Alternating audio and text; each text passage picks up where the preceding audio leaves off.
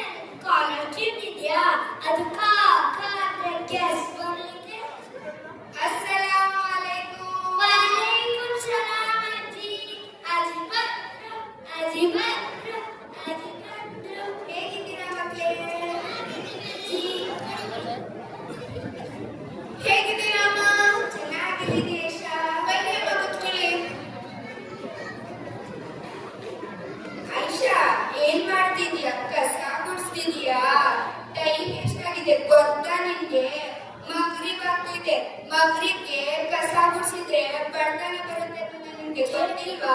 ಇಲ್ಲ ಆಯ್ತು.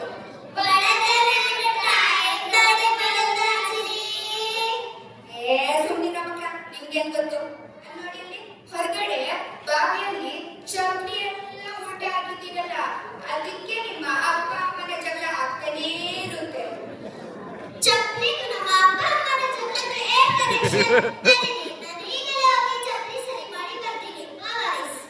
ಆಯ್ಷಾ ಆಯ್ಷಾ ನನ್ನ ಗಚ್ಚುಗೆ ಎಷ್ಟಲ್ಲಿ ಹೇಳಿದ್ರು ನಾನು ವಸ್ತುಗಳ ಕಡೆ ಇರಲ್ಲ. ಈಗಂತೂ ಇವರಿಗೆ ಕಣ್ಮುಂದೆ ಇದ್ದ ವಸ್ತುಗಳು ಕಾಣಿಸಲ್ಲ. ತಡಿ ಬರ್ತೀನಿ ಈಗ. ಎಲ್ಲಿಂದ ಗಚ್ಚು ತೋರ್ಸು, ಇಲ್ಲೇ ಇದೆಯಲ್ಲ.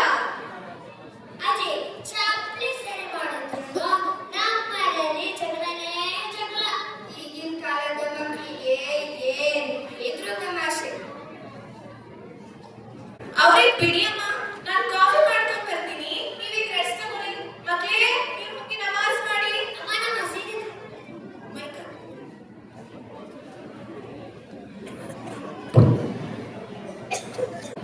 ಅಯ್ಯೋ, ಎಷ್ಟು ಬಾಯಾರಿಕೆ ಆಗಿದೆ, ನೀರು ಕುಡ್ಕೊಂಡು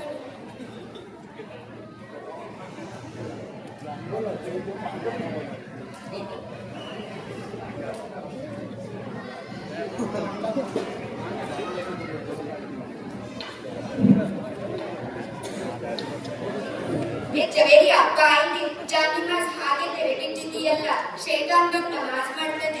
ಅಯ್ಯೋ, ಎಲ್ಲರೂ ಶೈತಾನ್ ನಮಾಜ್ ಮಾಡ್ತಾನ? ಅವನು ನಮಾಜ್ ಮಾಡುವವರೆಗೆ ಅರಳು ಮರಳು ಮಾಡ್ತಾನೆ. ನೀನು ನಾನು ಏನು ಹೇಳಿದ್ರು ತಮಾಷೆ ಮಾಡ್ತೀಯ. ಹೋಗಿಗ ನಮಾಜ್ ಮಾಡು.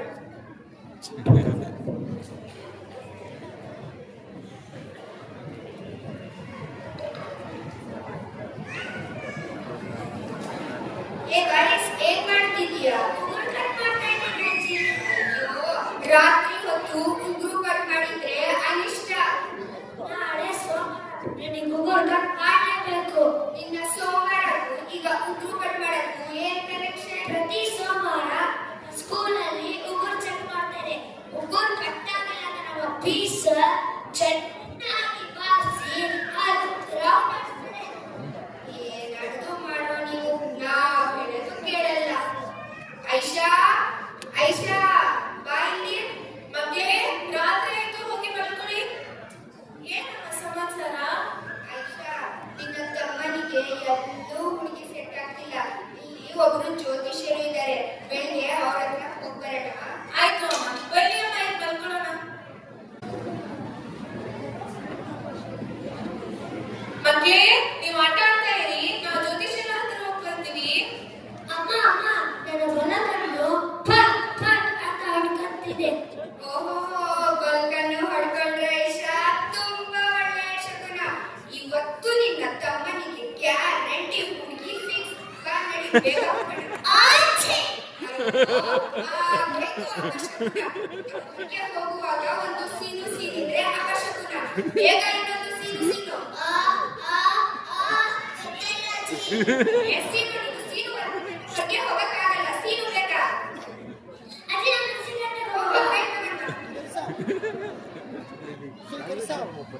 ಸೀನು. ಆಚೆ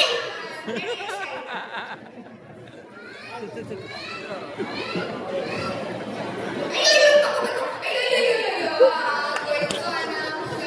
ಈ ಬೆಕ್ಕಿಗೆ ಈಗ್ಲೇ ಆಟ ಬರ್ಬೇಕಿತ್ತ? ನಡಿ ನಡಿ, ವಾಪಸ್ ನಡಿ.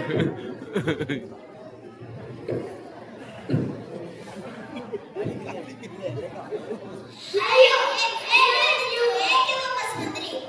ಅಯ್ಯೋ, ಸರಿ ಇಲ್ಲಿಂದ. ಆ ಬೆಕ್ಕು ತಾನಿಗೆ ಆಟ ಬಂದ್ಬಿಡ್ತು. ಆ ಬೆಕ್ಕನ್ನು ಟ್ರಾಫಿಕ್ ಪೊಲೀಸ್ ಅದಕ್ಕೇನೋ ಹೆದರಿ ವಾಪಸ್ ಬಂದಿರೋದು. ಆ ಬೆಕ್ಕು ಅಡ್ಡ ಬಂದ್ರೆ ಅಪಶಕುನ. ರಾತ್ರಿ ಕಸ ಗುಡಿಸಿದ್ರೆ ಅಪಶಕುನ. ಚಪ್ಪಲಿ ಉಲ್ಟಾ ಬಿದ್ರೆ ಜಗಳನೇ ಜಗಳ. ರಾತ್ರಿ ಉಗುರು ಕಟ್ ಮಾಡಿದ್ರೆ ಅಪಶಕುನ. ಅಯ್ಯೋ ಅಜ್ಜಿ, ಇದೆಲ್ಲ ಮೂಢನಂಬಿಕೆ. ಸ್ನೇಹಿತರ ನಮಗೆ ಅರಳು ಮರಣ ಮಾಡ್ತಾ ಇರೋದು. ಒಳ್ಳೆಯದು ಕೆಟ್ಟದು ಎಲ್ಲ ಎಲ್ಲದರಿಂದ ಬರೋದು. ನಮಗೆ ಏನು ಕೊರತೆ ಇದ್ರೆ ನಾವು ಮೂಢನಂಬಿಕೆಗಳ ಮೇಲೆ ನಂಬಿಕೆ, ಆದ್ದರಿಂದ ನಾವು ಸರಿಯಾದ ಜ್ಞಾನ ಪಡೆಯಬೇಕು. ಅಜ್ಜಿ, ನಾನು ನಿಮಗೆ ಒಂದು ಇಲ್ಕುಂಡವನ ಮತ್ತು ಅರ್ಧ ಇಲ್ಕುಂಡವನ ಕಥೆ ಹೇಳ್ತೀನಿ.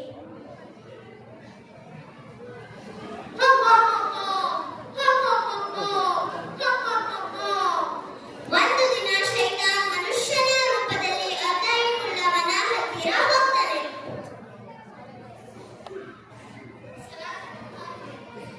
ವಾಲೇಕುಮ್ ಅಸ್ಸಲಾಂ. ನಾನು ನಿಮಗೆ ಒಂದು ಪ್ರಶ್ನೆ ಕೇಳಬಹುದಾ? ಕೇಳಿ. ನಿಮ್ಮ ಅಲ್ಲಾಹ್ ಈ ಸೂಜಿಯ ಹೋಲಿನಿಂದ ಈ ದುನಿಯಾವನ್ನು ಸೃಷ್ಟಿಸಬಹುದಾ? ಈ ಸೂಜಿಯ ಹೋಲೆಷ್ಟು ಚಿಕ್ಕದಿದೆ, ದುನಿಯಾ ಅಷ್ಟು ದೊಡ್ಡದಿದೆ, ಹೋಗುತ್ತಾ ಇಲ್ವಾ? ಈಗ ಶೈತಾನ್ ಇಲ್ಮಿದ್ದವನ ಕಡೆ ಹೋಗ್ತಾನೆ. ಸಲಾಮ್ ಅಲೈಕುಂ.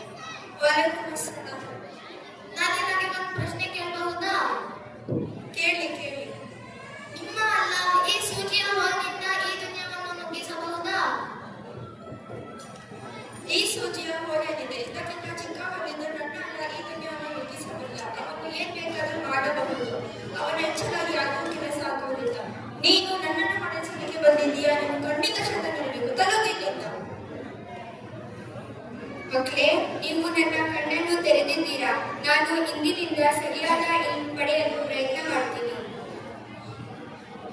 ನಂಬಿಕೆ ಇರಬೇಕು, ಆದರೆ ಮೂಢನಂಬಿಕೆ ಇರಬಾರದು. ಮೂಢನಂಬಿಕೆಗಳು ಮೂಢನಂಬಿಕೆಗಳು. ಹಿಂದಿನ ಕಾಲದಲ್ಲಿ ಲೈಟ್ಗಳು ಇರಲಿಲ್ಲ. ಆದ್ರಿಂದ ರಾತ್ರಿ ಹೊತ್ತು ಕಸ ಗುಡಿಸಿದ್ರೆ ಬೆಲೆ ಬಾಳುವ ವಸ್ತುಗಳು ಕಳೆದು ಹೋಗಬಹುದೆಂದು ರಾತ್ರಿ ಹೊತ್ತು ಕಸ ಗುಡಿಸಬಾರದು ಎಂದು ಹೇಳ್ತಿದ್ರು. ಆಮೇಲೆ ಉಗುರು ಕಟ್ ಮಾಡಕ್ಕೆ ಚಾಕು, ಬ್ಲೇಡ್ ಯೂಸ್ ಮಾಡ್ತಿದ್ರು. ಕತ್ತಲೆಯಲ್ಲಿ ಎಲ್ಲಾದರೂ ಗಾಯ ಆಗಬಹುದೆಂದು ರಾತ್ರಿ ಹೊತ್ತು ಉಗುರು ಕಟ್ ಮಾಡಬಾರದು ಎಂದು ಹೇಳ್ತಿದ್ರು. ಆದರೆ ಬರಬರುತ್ತಾ ಈ ನಂಬಿಕೆಗಳು ಅನಿಷ್ಟ, ಅಪಶಕುನ ಎನ್ನುವ ರೂಪದಲ್ಲಿ ಬದಲಾದವು. ಈ ನಂಬಿಕೆಗಳ ಹಿಂದೆ ಇರುವ ಕಾರಣವನ್ನು ತಿಳಿಯದೆ ಜನರು ಮೂಢನಂಬಿಕೆಗಳ ಮೇಲೆ ನಂಬಿಕೆ ಇಡಲು ಶುರು ಮಾಡಿದರು. ಮನೆಯಲ್ಲಿ ದೊಡ್ಡವರು ಹಿರಿಯರು ಹೇಳುವ ಮಾತಿಗೆ ನಾವು ಬೆಲೆ ಕೊಡಬೇಕು. ಆದರೆ ಈ ರೀತಿಯ ಅವರ ಅಂಧವಿಶ್ವಾಸಗಳನ್ನು ಸಹ ನಾವು ಹೋಗಲಾಡಿಸಬೇಕು. ನಮ್ಮ ಈ ನಾಟಕದ ಉದ್ದೇಶ